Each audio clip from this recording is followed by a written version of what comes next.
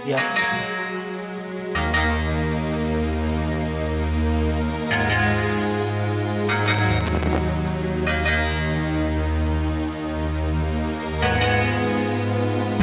Di nyo na pwede masihis kung ba't ganito. Kinaganapan ko lang na natural, tsaka inagapan ko na mortal lalaban. Sa lugar ginapang minahal, katagalan natutunan ko na tumagal. Tsaka alam ko naman na abangan, nasa natapangan yung papakawalan para din naabangan. Kaso walang kalaban ng batang alabang, kinalakihan ng galingan. Kaya nakasanayan ko makabuo ng madiin. Di ko na malayo na malayo narating pati ako na pailing. Mga naniwala di ko pwede biguin, di ko pwede pakitaan na bitin. Mga tayo na kailangan ko sabihin ko pa din, kahit kabisado na kilitiin. Alam ko na may mata na nagbabantay kung paano ko sasaklay. Madyaga nag-aantay kung kailan ako tatamlay. Lalaylay, yung mga laway na makita ko na mahina umay na manira. Ngalay na manghila kasi nga walang pinakita na hindi pumatay.